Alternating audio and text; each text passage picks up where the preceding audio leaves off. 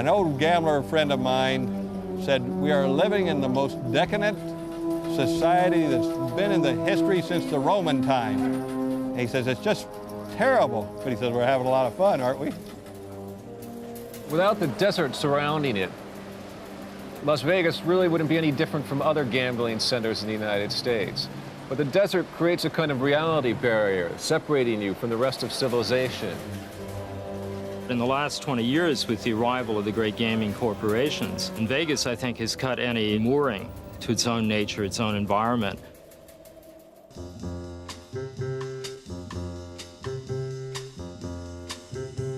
Las Vegas is America's ultimate adult playground.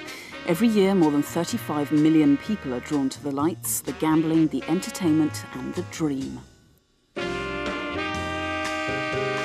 Over the last 50 years, giant gaming corporations have spent billions of dollars on developing hotel and casino complexes, complete with lavish themed spectaculars to attract ever-growing numbers of customers.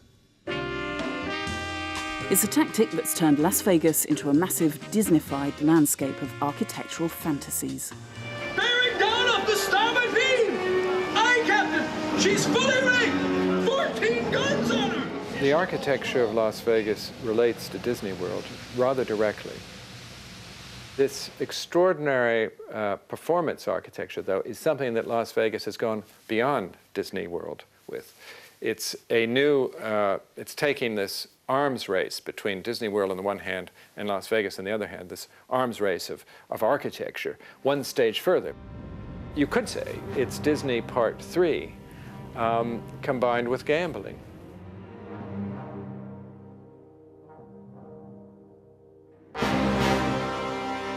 The central artery of Las Vegas is the Strip, a garish 3-mile ribbon of light lined with some of the biggest hotels in the world. It's here that each year visitors spend most of the $30 billion they inject into the local economy, and it's here that's home to most of the architecture that's come to epitomize Las Vegas.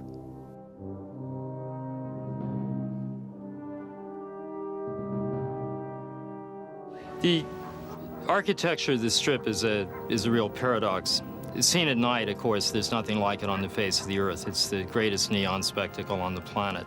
You could probably see it with the naked eye if you were on the moon.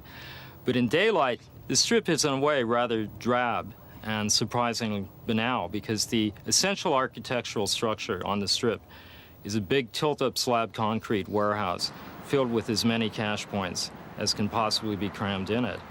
And what's been happening with the growth of the mega resorts has been what you might call the industrialization of gambling.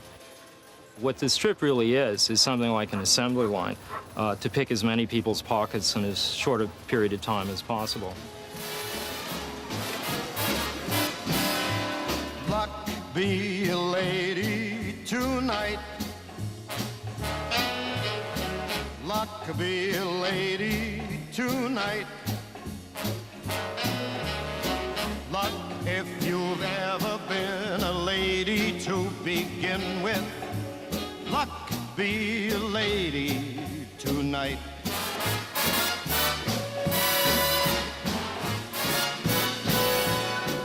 Luck let a gentleman see. For more than 70 years, gambling has been the mainstay of the Las Vegas economy. At the beginning of the last century, it was just an anonymous railroad stop in the Nevada desert. But in 1931, gambling was legalized and small-time businessmen moved in, opening a string of roadside casinos.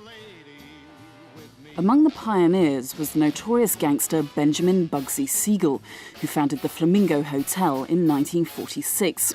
Within a year, he was assassinated by his mob rivals. He's still popularly considered to be the father of modern Las Vegas, though he was by no means the first to bring Hollywood-style luxury and glamour to the desert. Before Siegel came to Las Vegas, it already had established a fairly luxurious resort hotel, El Rancho Vegas, which opened in 1941. It established really the model that has been followed virtually ever since. It was designed in a combination of what you'd call early California and Spanish colonial architecture. The dining room had a terrace for outside dining and for viewing of the swimming pool. It enabled people to have a good reason for staying more than just an overnight stay. Casino design happened to be something that I had had experience in. And I understand the psychology of gambling is, number one, never have any windows, never let anybody know whether it's day or night. Because if they start to see the sunrise, they get pretty uneasy that they better get home and get some shut-eye. We never had a clock in a casino. As a pattern, we decided that the way to really get motorists to stop was to have a well-identified sign, which was outlined in neon. The first large sign that went on the strip was called the El Rancho. The sign was so bright by contrast because it was dark out in the desert that the highway department made us reduce the intensity of the light. It was too bright. It blinded the motorists. Years later, we put the lights back in there, the brightest we could get, and because of all the competing light, it no longer seemed to be too bright. That was the first so-called spectacular.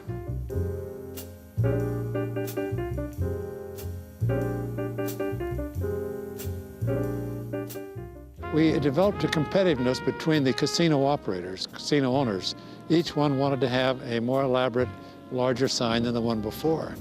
The casino operators found out that the more action you got in the signs, the brighter the signs gained, the more people became excited and wanted to gamble and come up and see the bright lights and have fun.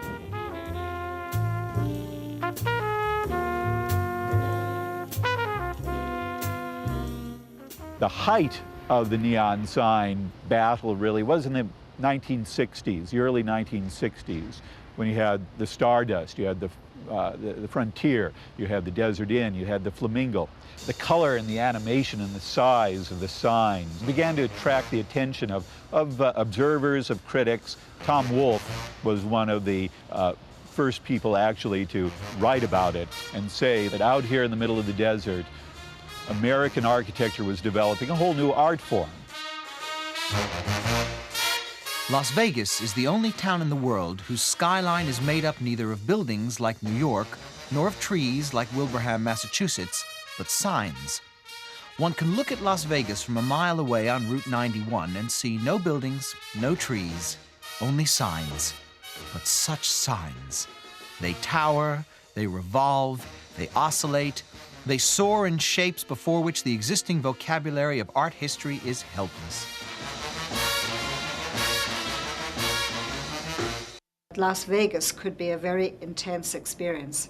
It was this shiver. Is it ugly or is it beautiful? I don't know, but it has this fantastic blue sky and these signs against the sky.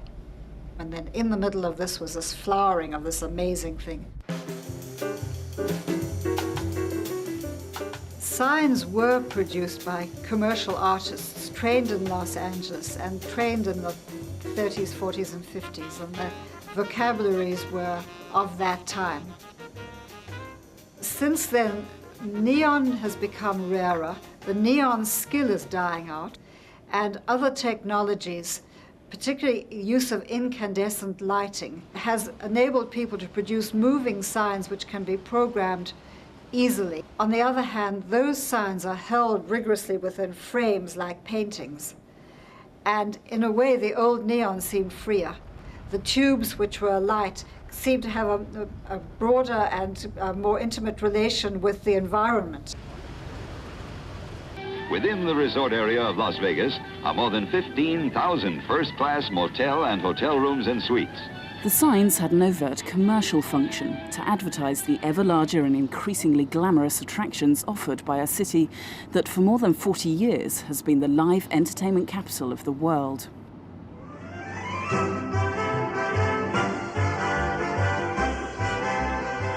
Exploiting Hollywood's star power and the razzmatazz of big-time sports events, entrepreneurs have been rewarded with massive profits, which have fueled the breathless expansion of the city.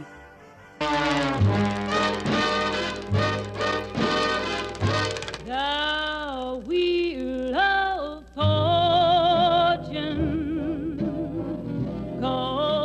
The entrepreneurs of Las Vegas have continued to reinvest in Las Vegas because it's a good investment. It works, they make money. And that allows you the ability to blow up the Dunes Hotel. The financial return is enough. You can tear down the old and build new. Captain of the Britannia, prepare broadside. Ready, aim, fire!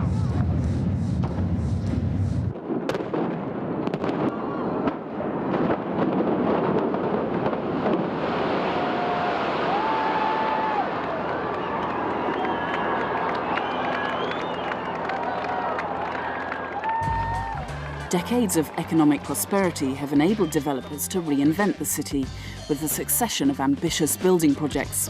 Las Vegas is now home to the Stratosphere, America's tallest tower west of the Mississippi.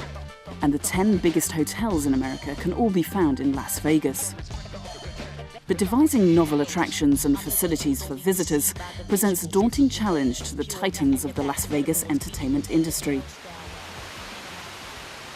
When we were in the design development stage of this Hotel de Mirage, I remember saying to myself, because it was a blank piece of paper, why this place? What is it that's new or better? And I said, if we could create tremendous tension between what your mind said you should see and what you actually saw, you would create a marvelous, compelling attraction. And the idea was that in the harsh southern Nevada desert, you're not supposed to see Polynesia. You're not supposed to see Bali High. So we decided to build this beautiful, wonderful front lagoon with a hydraulic system, very ambitious, that moved 150,000 gallons a minute in a very lovely way. And then we said, that sets up the tension. God almighty, could this place be this good? Could the inside be as good as the outside?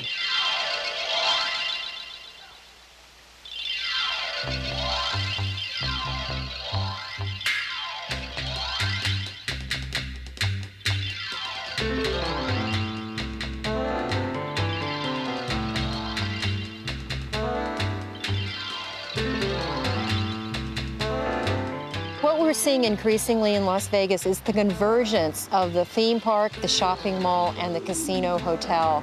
And all of these things are coming together to create an environment that will give you something to do 24 hours a day. So the idea is these three very particular commercial forms of activity are all merging in Las Vegas today. These synthetic environments, replicating anything from untamed tropical jungles to the grandiose monuments of classical antiquity, now represent the definitive architecture of Las Vegas. The simulations attempt to bring a flavour of the world's Premier League tourist attractions to one place, thereby saving tourists the bother of all that unpleasant travelling. It's not everybody's taste, but the city's world of illusions can prove very seductive. Las Vegas is a place where you arrive only to find yourself somewhere else. I mean, here we find ourselves on a nice Roman street where the sun sets every 10 minutes. And one of the things I like about this particular place is the way it draws you into it. Sitting here reading the paper, having a cappuccino, I'm like an extra on a stage set.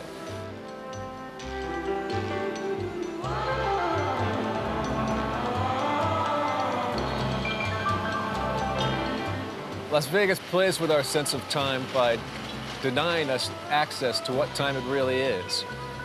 Here at the Forum, it's always twilight. The sun sets every 10 minutes, and you have no idea whether it's daylight or nighttime outside.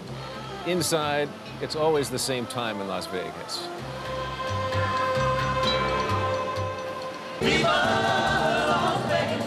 The relentless growth of the city's entertainment and tourist facilities in the second half of the 20th century has continued into the new millennium, and developers have plans for even bigger and more outlandish hotels. But there are doubts whether the city's remorseless expansion can be sustained for much longer. There's so many thousands of casinos opening that Vegas simply can't keep growing unless it taps into an ever larger world market. It's going to face, more and more competition. Every time a new project is announced, someone, generally in the media, say Las Vegas is going to be overbuilt, there's going to be saturation. I guess, but we will run out of roads, and we'll run out of water, and we'll run out of clean air long before we run out for customers.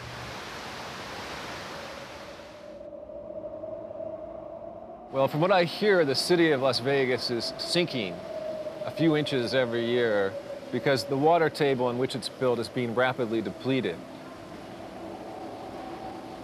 This is a place where I wouldn't be at all surprised if the earth opened up one day and swallowed the entire city. You kind of expect a biblical catastrophe to happen here. At around double the national average, Las Vegas has America's highest suicide rate for both visitors and residents alike.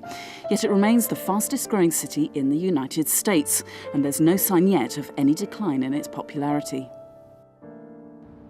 Tens of thousands of people come simply to retire in Las Vegas who live in these gated satellite suburbs with golf courses and artificial lakes. Las Vegas has become one of the most popular places for middle-class elderly people in the United States to retire. Las Vegas is the last great hope for tens of thousands of Americans who've come from all over the country, from the South, from the Rust Belt cities of the Great Lakes. There's so many people have come that not all of them have found jobs. And one of the most striking things about Vegas today is the way that you go into any of the back alleys of the Strip, and you'll find homelessness, you'll find inner city neighborhoods as poor as in any city in the United States. Ultimately, Vegas is going to be undermined by the inequalities of the city, ensuring that the great boom cannot continue endlessly.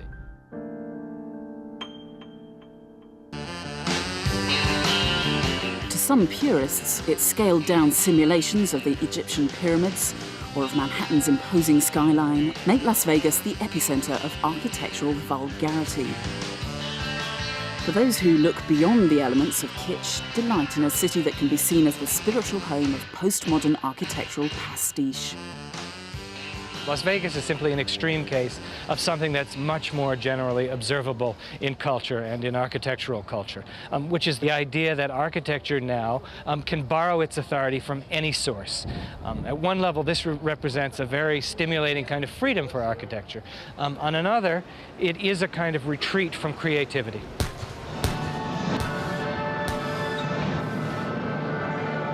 Onward to Treasure Island! I think most so-called highbrow architecture is not as interesting or vital as some of the architecture you see in Las Vegas. I mean, I think there should be more buildings that are fronted by pirate battles, and there should be more shopping forums that look like Roman streets.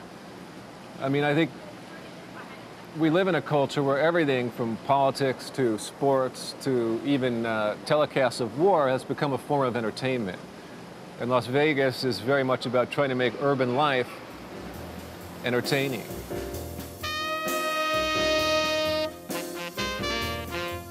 What the architect Robert Venturi once described as the decorated sheds of Las Vegas are an integral part of the city's allure.